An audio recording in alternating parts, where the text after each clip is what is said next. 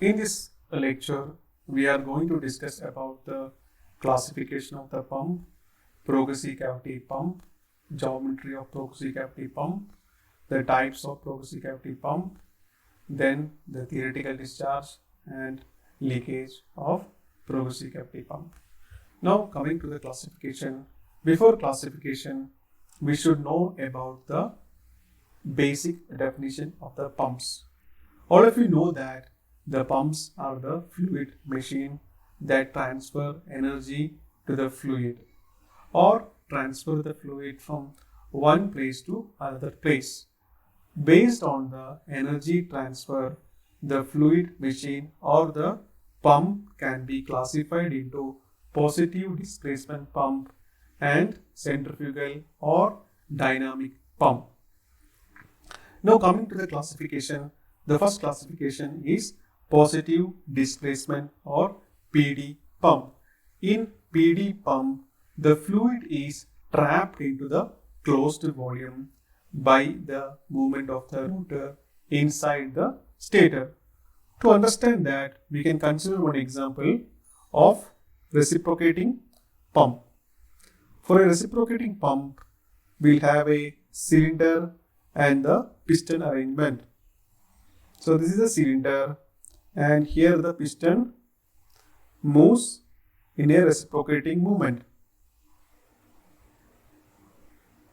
Okay, so when the air or the fluid will be trapped into the closed volume and then the rotor or the piston move from the top dead center to the bottom dead center. Okay, when the piston move from the top dead center, that is from the top to the bottom, what will happen? There is a transfer of energy. The transfer of energy from the piston to the fluid by mechanical action. So such types of pumps are called the positive displacement pumps.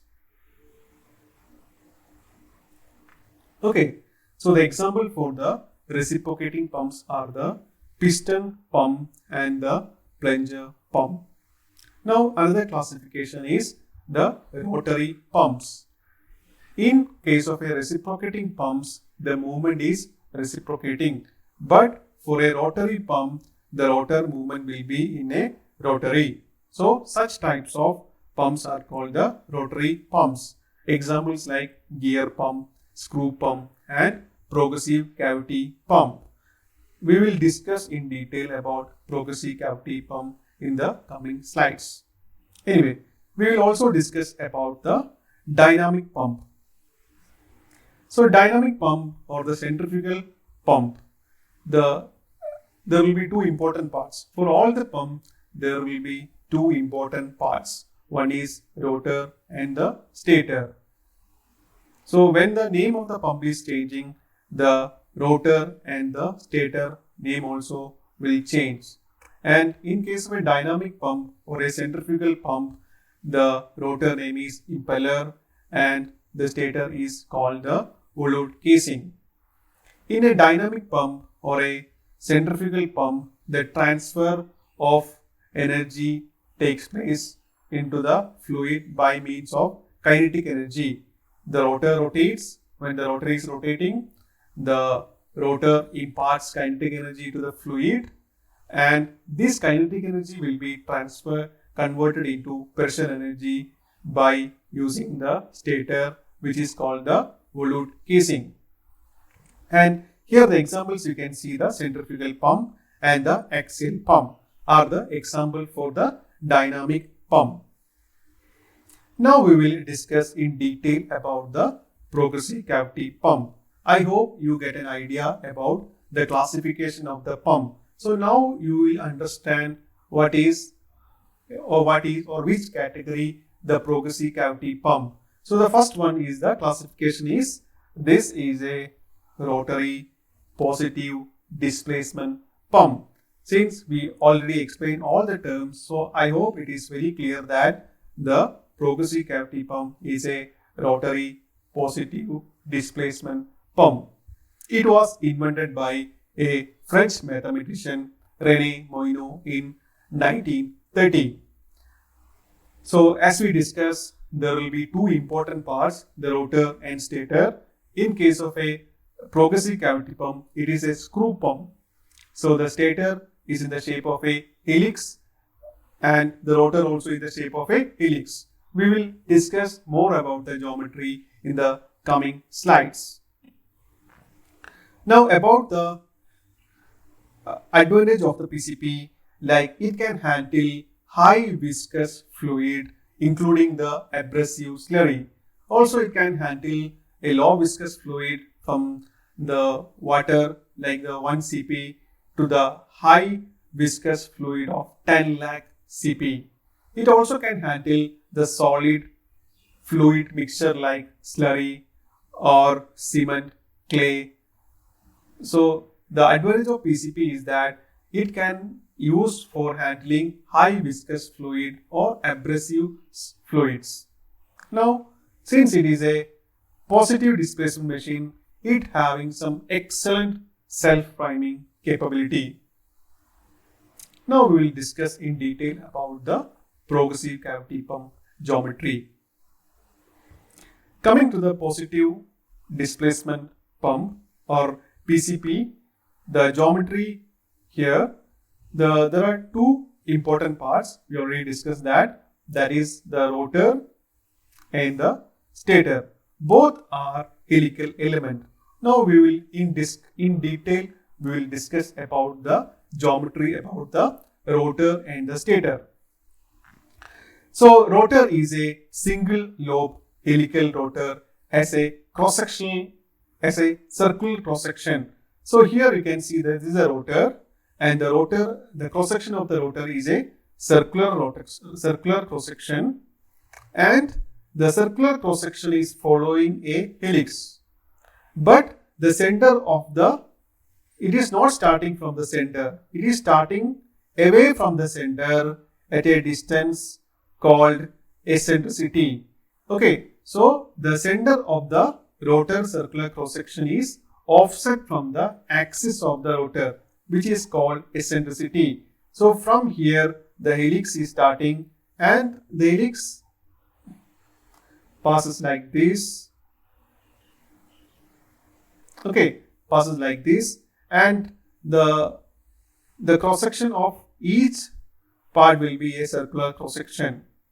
Okay, now coming to the stator have a double lobe. You can see here one lobe here, one lobe here, but rotor is having only a one lobe, and the cross-section of the stator is a semicircular, the two semicircular which is joined by a line, and the rotor will be rotating from one end, this end to the other end, and when the rotor is rotating and translating from one end to the other end, the fluid from this cavity will be moving to the other cavity, and when the rotor rotates from this end to the other end, the fluid will be moving from other cavity. Like this, the fluid will be transferring from one cavity to other cavity with the rotation of the rotor.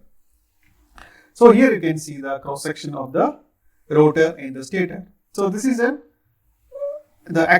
rotor looks like this. As I said, it's helix shape and the cross section is circular.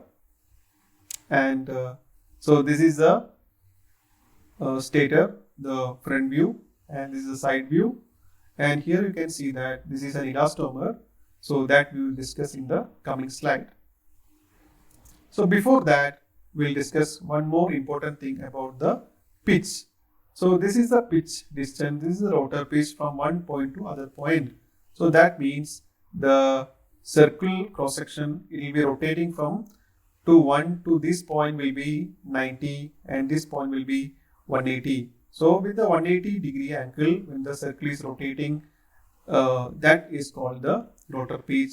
When it rotates for a 360 degree, that means from here to here or between 2 points, that is called the stator pitch. That means complete 360 degree rotation of rotor displaced fluid at a distance equal to one stator pitch. Okay, so this is a stator pitch and the stator pitch will be equal to 2 times the rotor pitch. And one stator pitch is called a one stage. So that we will discuss in detail more when you know about the PCP. Now coming to the classification of the PCP. So based on the stator material, the PCP can be classified into elastomeric and metallic PCP. So what is mean by elastomeric PCP? So when the material used for the stator is like natural rubber, nitrile, hydrogenator, NBR, fluoroelastomer. So such type of PCP are called the elastomeric PCP. When the material used for the stator is elastomeric, then such type of PCP are called elastomeric PCP. But in case if the material used for the stator is metallic, such type of PCP are called the metallic PCP. So this is the major difference between the elastomeric and the metallic PCP. Now what are the materials used for the elastomeric PCP? We already discussed. This also in detail we will discuss about the natural rubber or nitrile, hydrogenated NBR, fluoroelastomer. So this in detail we will discuss. And coming to the, so this elastomeric PCP cannot resist high temperature. Also it cannot able to run in a dry running condition and also not suitable for high abrasive slurry. So these are the disadvantages for the elastomeric PCP. Because of these disadvantages, research has happened and the metallic PCP came. And this metallic PCP is made up of metal instead of elastomer. So that can eliminate the wear in the stator and also it increases the pump life. Also, it is suitable for high temperature operation. So what are the materials used for a metallic PCP is like the stainless steel, alloy steel or bronze steel. So here you can see the two images of the PCP. So for the first one is the elastomeric PCP where you can see a positive clearance. That means it is not even zero because it is tightly fitted with the rotor. Tightly fitted with the stator. So there is no clearance and also it is called positive clearance. But in case of a metallic PCP, there will be a clearance between the rotor and the stator. So this is metallic PCP and this is elastomeric PCP. In elastomeric PCP, you can see a positive clearance and in metallic PCP, you can see a negative clearance. That means you can see a gap between the rotor and the stator. While here, there will be no gap. Now in detail about the material used for the elastomeric PCP we can discuss. So most elastomeric materials used in PCP are the conventional nitrile or NBR. Okay, so NBR elastomer are produced by emulsion copolymerization of butadiene with acrylonitrile ACN. So the ACN percentage may vary from 30 to 50%. So when the percentage of APN is increasing, the cost of the PCP or cost of the stator will increase. So what will happen when ACN level increases? So ACN level improves the elastomeric resistance to non-polar oils and solvent due to increased polarity. Also, this NBR cannot resist high temperature. It's more than 100 degree or 12 Fahrenheit is not recommended, and also it is not suitable for the application with high level of hydrogen sulfide. The hydrogen sulfide is a harmful gas which is produced during the oil and gas extraction. So because of this disadvantage, we need to find another stator that is called hydrogenated NBR. Okay, so when compared to the conventional NPR elastomer, in conventional NPR, there are some unsaturated double or triple carbon bonds are there. Because of that, it will react with the chemicals or the gases. So we can do one process called hydrogenation. So hydrogenation is a process where we are adding hydrogen to the bonds. So this will form a saturated bond. When there is a saturated bond, it will be less vulnerable to the other gases. So when it is hydrogenated, it will have a higher heat resistance also. At the same time, it is improved chemical resistance, and also it having a good tolerance with the hydrosulfide when compared to the NBR or the nitrile. But HNBR is more expensive than the conventional NBR elastomer. Now the next is the fluoroelastomer. In fluoroelastomer, will have a high level of fluorine, which providing superior heat and chemical resistance. Because of the fluorine content, the mechanical property is less when compared to the NBR and HNBR, but it having an advantage that it can be useful for high temperature. You can see here it can resist up to 200 degrees Celsius or 400 Fahrenheit. So when the temperature is high, in such cases we can use the fluoroelastomer, but it is comparatively costly when compared to the other elastomer. So these are the different types of the elastomeric material used in the PCP. Now the last topic, the performance of PCP. The performance of PCP is depending upon the discharge and the leakage. So we will see how to calculate the discharge and the leakage. So here we already discussed in the previous slide.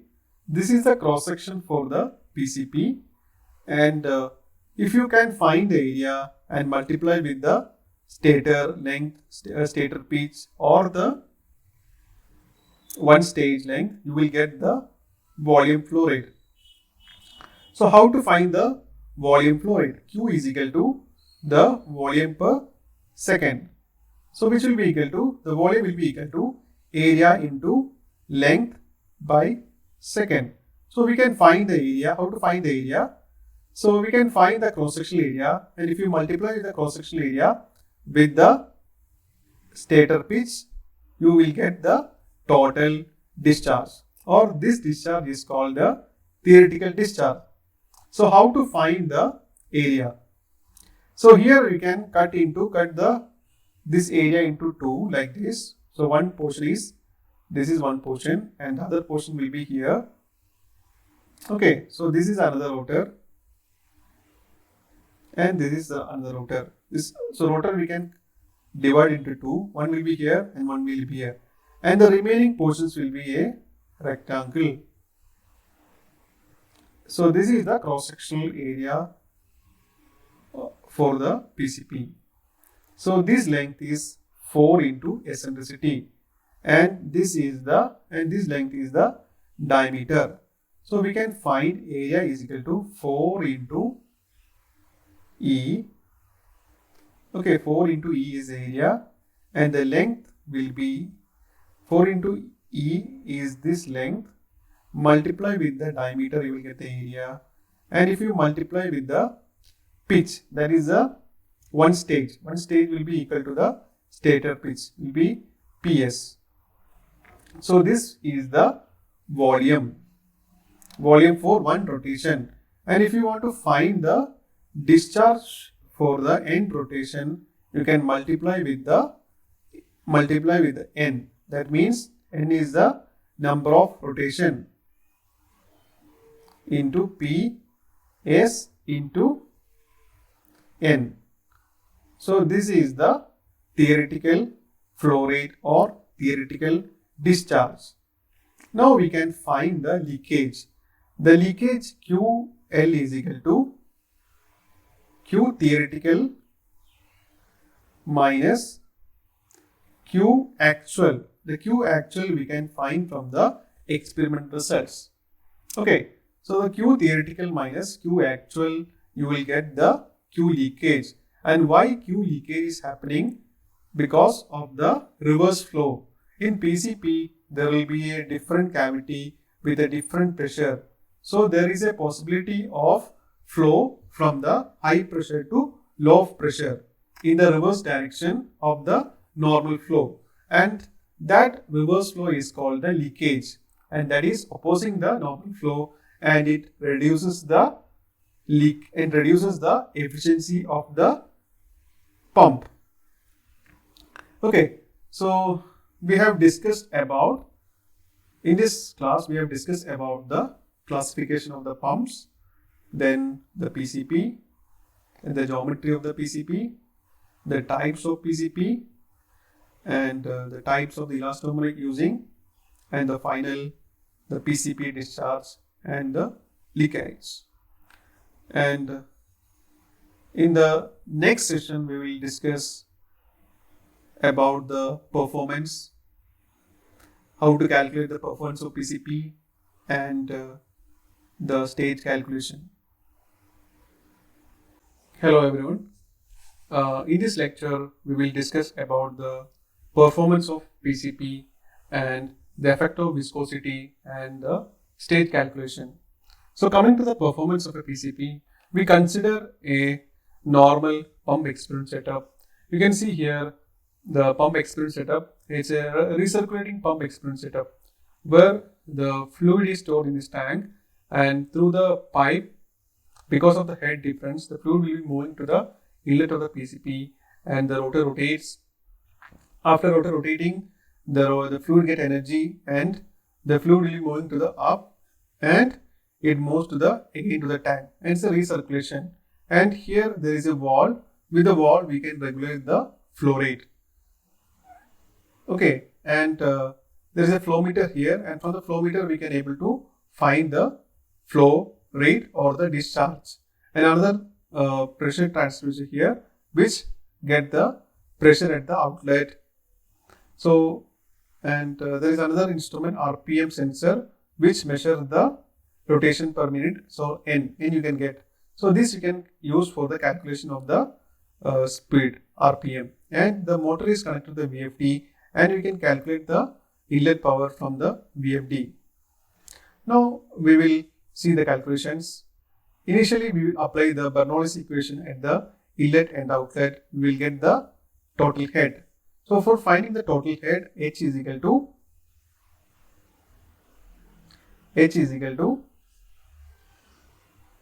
P by rho G, V square by 2G plus set outlet minus P by rho G plus V square by 2G plus set inlet. So this is the Bernoulli's equation, and if you want to consider, you can consider the HF. So what is HF? The frictional loss. If HF is 0, you can consider as a 0, because for a small experiment setup like this, the HF we can consider as a 0. Now coming to the H, so we already found. So here we need to find the velocity. So here the diameter at the inlet is equal to diameter at the outlet. When diameter is both are equal, the area of the inlet will be equal to area of the outlet.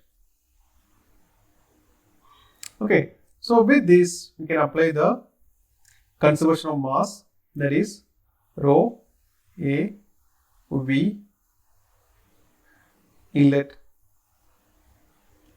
is equal to rho A V outlet. Okay, So since the fluid passing through the PCP are incompressible, or we assume that the fluid is incompressible. That means the rho inlet will be equal to rho outlet. Area inlet is equal to area outlet. From here we find out. Then we will get velocity inlet will be equal to velocity outlet. Okay, so this you can substitute in the H equation. So it becomes H will be equal to P by rho g plus Z outlet minus P by rho g plus Z inlet. Okay, so the pressure will be measuring from the pressure transducer, and height also we can measure the Z. This is the Z you can measure, and you can find the H in meter. After finding H, you can find the power. So how to find the power? You can find the power using the pressure multiply with the discharge or the flow rate.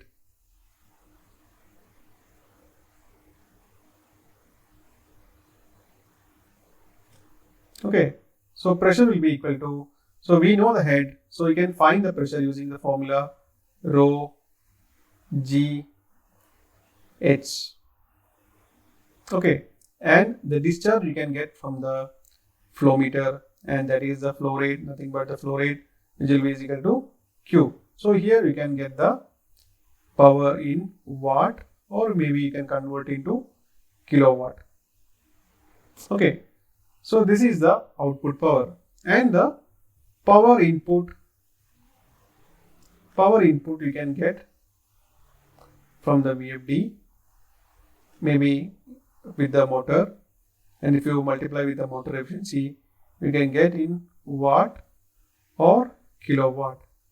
So if you know the inlet power and outlet power, you can find the efficiency of the pump. So how to find the efficiency of the pump? The efficiency of the pump you can find, the efficiency is equal to power output divided by power in. And if you multiply with 100, you will get the answer in percentage. So this is how you find the efficiency of the machine. Then if you draw the characteristic curve of a PCP, it will be like this. If you draw like this, so here will be the discharge, and this here will be the pressure. Okay, here will be the pressure. So when for a theoretical discharge, you can see that you get a straight line. So this is Q, this is the discharge, and this is the pressure, and the Q versus P is a characteristic curve. In x-axis P and in y-axis Q. So this is the Q theoretical.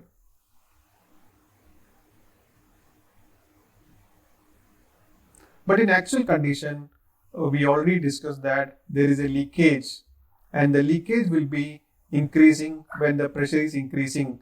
Okay, so we already discussed that the leakage increasing when the delta P or the pressure increasing. So when pressure is increasing, the leakage increasing. So when leakage is increasing, the actual discharge will be reducing. Actual discharge will be reducing from the theoretical discharge. So when the pressure is increasing, with the increase in the pressure, there will be a reduction in the Q actual. So you will get a figure like this. Okay. Now we can consider the effect of viscosity. For considering the effect of viscosity, so here I just consider one fluid with one viscosity. Okay, so I just consider this is a low viscous fluid.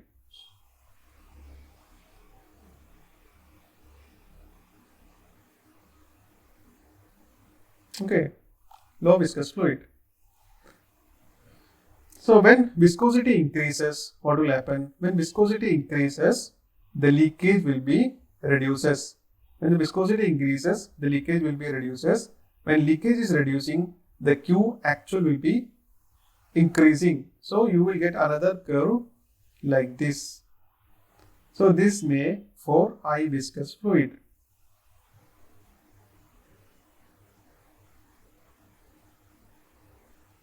Okay, so for high viscous fluid, the leakage is less and the Q actual will be more. But for a low viscous fluid, the leakage is more and the Q actual is less. So because of that reason, the efficiency of the pump with high viscous fluid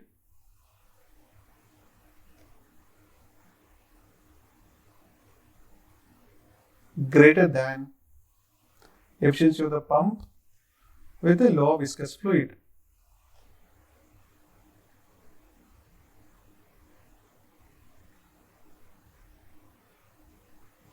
Okay, so this is how the calculation. So the effect of viscosity in PCP is that for high viscous fluid, the efficiency of the pump is higher when compared to the low viscous fluid. What is the reason? Because of the high viscous fluid, the leakage will be reduced. The reverse flow will be reduced. There will be no much reverse flow will be happening because of the high viscous fluid. So because of that reason, the Q leakage will be less. When Q leakage is less, you will have the Q actual will be more. That's why the curve is like this for high viscous fluid and this is for the low viscous fluid. Now we will coming for the stage calculation. So in the first lecture we already discussed about the stage. That is one stator pitch is called the stage. So this is one stator pitch and this may be the second stator pitch. So second stage, and this is the third stator pitch. So when the number of stages increasing, the pressure in the pump will be increasing. For example, if you have a pressure here in a one pitch is 10 and it may be in it will be double in the second stage, and if it go to the third stage it will be 30. So the pressure, if you want to increase the pressure, you have to increase the number of stages in the PCP. Maybe we can do a simple calculation to understand how to calculate the stage calculation. It's a very simple calculation. For example, and it is also the most of the manufacturer recommend that the delta P or the pressure difference in a single stage must be equal to 80 to 90 kilopascal. 80 to 90 kilopascal. That means in a one stage, the maximum permissible pressure is 80 to 90 kilopascal. Okay. Now we will see one calculation. Just see that. For example, we need to lift a fluid of height 100 meter. The density of the fluid is 900 kg per meter cube.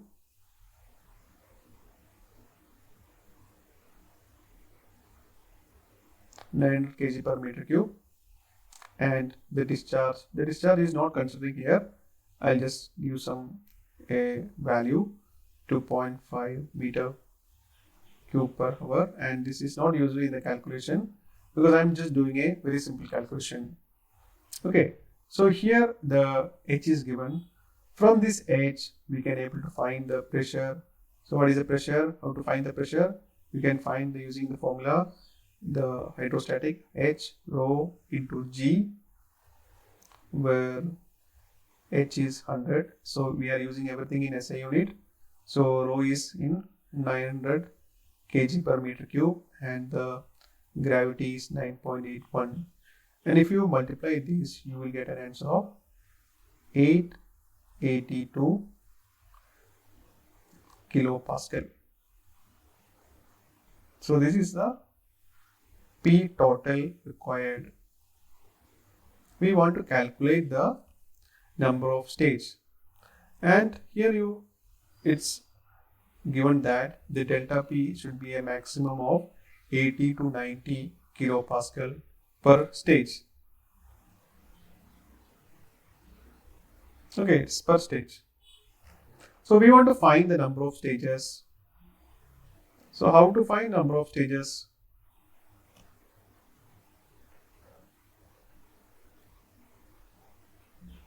You can find the number of stages is equal to P total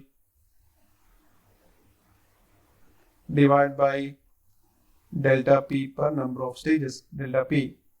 So P total is 882 kilopascal divided by, and I will take it as 90.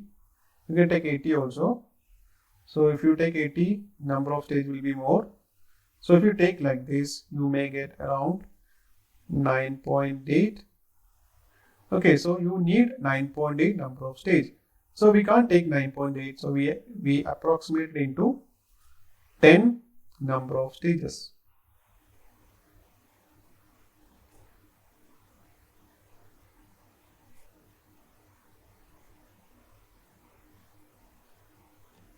Okay, so this is how you can calculate the number of stages in PCP. Okay, so thank you for the